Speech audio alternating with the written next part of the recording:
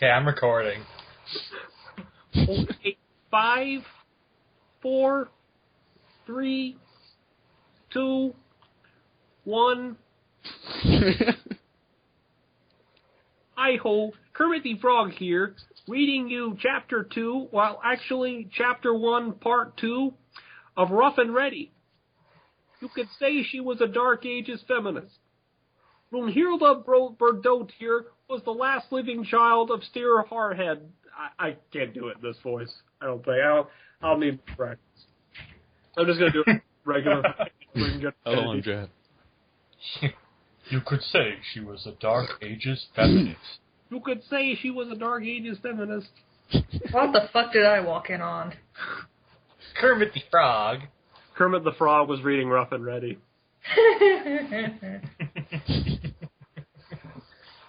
But I think I'm just going to go back to my normal voice, just for now. We have, 18 other chapters we can fuck around with. So we're not going to do Durka Durka, or did I miss that one?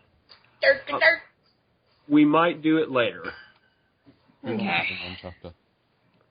All right. Let's do this.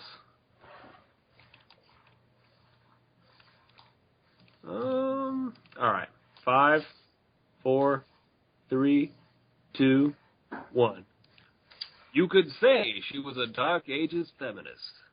Brunhilde Berdotier was the last living child of Steer Hardhead and Bera the Weeper, a deceased high jarl of Hordaland and his lady wife, though she would never be recognized as such in her present condition. She had a broken arm, a blackened eye, and bruises from head to toe. Still, she trudged on, wearing only a rough gown under an overtunic and thin deer ankle skin. Deer ankle and her own skin. She had a broken arm, a blackened eye, and bruises from head to toe. Still, she was wearing only a bikini, a rough gown under an overtunic, and thin deerskin ankle boots. Fur side inward. This doesn't make any fucking sense. These 2 days and more along a remote, snow-covered mountain trail, hoping to find her great-grandsire's hunting lodge. But then she slipped. Her feet went out from under her, and her rump hit the ground with a resounding thump. Her stop caused those following behind her to fall as well, in a rippling domino effect. At first, they all stared at each other. What the hell? What's that? Was it just like a car driving past you? At first, they all stared at each other. Then one of them giggled. Soon they were all Not that there was any humor to their predicament. 3 people had died on the fall down.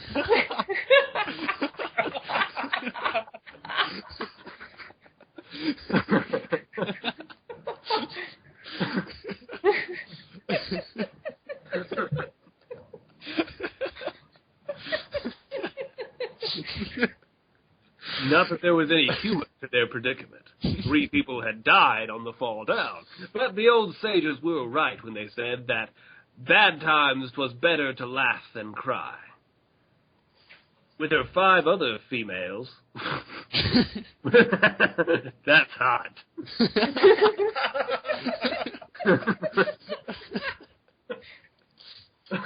With her 5 other female friends, ranging in age from 12 to 30, all of them equally battered, some having been raped as well, repeatedly. The one thing they all had in common was the brutal, maggot-hearted Steinhof, who had invaded farmsteads and estates across the northwestern Norselands in a wave of bloody attacks these past 3 years. Her family's own Amberstead, named for her father's trading in the prize stones from the Baltic, had suffered the latest of his raids. Hilda could not bear to think of her last image of her father lying in a pool of blood outside the bailey, his body having been dealt the horrible blood eagle, a Viking punishment that involved hacking all the ribs away from the backbone down to the loins, then pulling out the lungs as an offering to Odin. Yum. Kinky. Ew. In truth, There had been so much sword due from him and his loyal retainers that it ran like a stream down to the fjord. Thank the gods, her mother and older brothers, Arnstead and Kettle, had passed to the other world many years ago. Actually, there were more than the 5 of them traveling this remote trail. There's also Bjorn, Donna, Edla, Biffer, Bomber, and Stigander, however the hell And Rudolph. Bjorn was a huge ram. Bjorn also had a huge ram. Donna and Edla, his favorite ewes. All 3 bought along for this journey at the insistence of her maid, Inga. Hilda and the women had all cuddled up under the animals for warmth as they slept yestereve. Stig was, of course, her father's hunting dog. A more contrary, lustsome beast there never was. So, dear reader, apparently the writer wants you to know that that's one fucking horny dog. He would obey no, not even Hilda, now that her father was gone. Fortunately, once Stig understood that she could not stand still for his carnal efforts, all 4 animals had behaved well, and Inga, bless her soul, had trailed behind with the animals, picking up their droppings with a wood paddle and sack. I'm sorry. And Inga, bless her soul, had trailed behind with the animals, picking up their droppings with a wood paddle and sack so that their enemy would not be able to trace their path. Hilda had drawn the line when Frida, her cook, wanted to bring squawky chickens, but Hilda suspected the stubborn woman had breeding eggs nestled in the swath of wool wrapped around her waist. Over the years, her fox had traveled to the far-flung trading towns of Burka, Hedeby, and Novgorod, bringing her finger and arm. Yes, we will bring our fingers. Bringing her finger and arm rings, gold and silver linked belts, silk samite fabrics from Byzantium, a polished brass looking mirror, and a red cloak lined with gray fox fur, all left behind. I'm almost there, Bellini. The very feminine Inga asked as Hilda stood and dusted snowflakes off her whatever the fuck a gunna and wool mantle is. They were near a bed in Freya Fjord, whatever that is. Oh, wow, wow. A ripper. They were near a bend in Freya Fjord that they had been following since midday. The others began to rise as well. Meanwhile, the sheep foraged in the snow to nibble at the undergrowth, and Stig licked her hands, seeking some morsel of food or bone. She, ignoring Stig, having nothing to offer, and pressed her lips together to stop the shivering. I've not been here for 12 years, since my 11th winter. But my grandsire always said Deerhaven was only a half-day's journey from Freya's Elbow, a bend in the fjord near the Ancient lintel tree. The ancient lintel tree. Inga's weary eyes followed. Fuck you, Chris.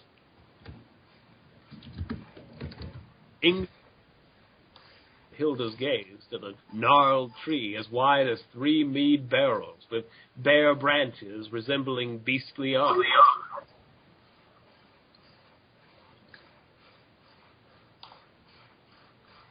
Oh, who the fuck sent in a... Fuck off. I can't believe how many times I've had to send this now. Keith just keeps... Sorry. Keith just keeps shooting off. I would much prefer to just, catapult the book around the world. Stick Parkinson's.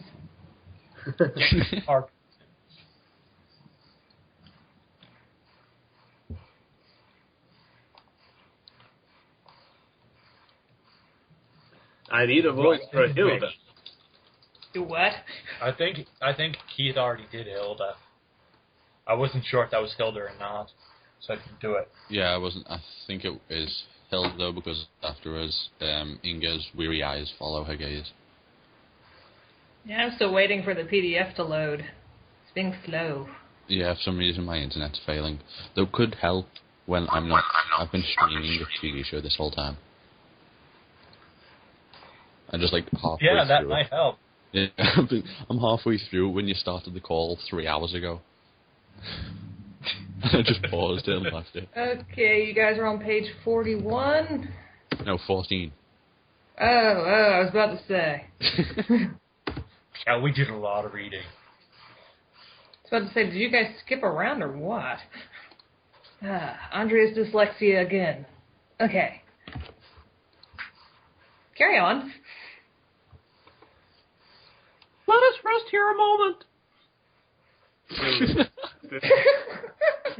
If somebody else want to do Hilda, that's fine with me. Well, yeah, I was trying to do Hilda, but it was a bit... That's what he Fucked up. said? It was a bit too testicular.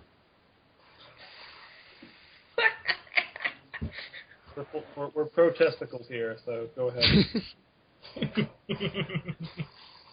Let us rest here a moment. Hilda suggested.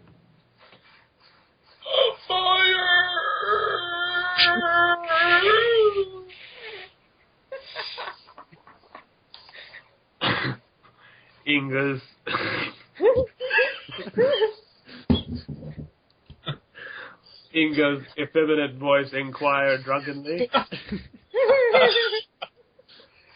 Hilda shook her head. Steinolf's men may follow us, if not now, eventually. I doubt me... what the hell?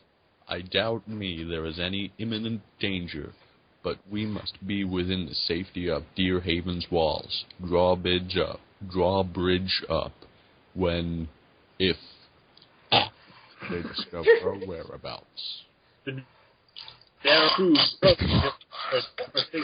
Please, George Stryger.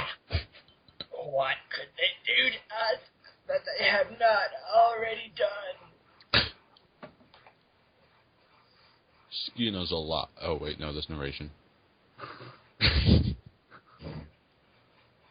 No, there's not. Yes, there is. Yes, there is. Inga remembers Yeah, the pay attention. No, it's Matt's turn. I already went. Oh, You gotta... what she said. Hey. Inga remarked with a Oh. shudder. Skinner's alive. It was something that Steinhoff was rumored to practice on his captured enemies when they did not cooperate. For the love of penis! We can ill afford to linger then. Inga said, and the others nodded in agreement. Even 12-year-old Dagna, whose bloody thighs had borne the... You know, I know that they're talking about rape, which is a serious subject, but they're making it incredibly difficult to take it seriously.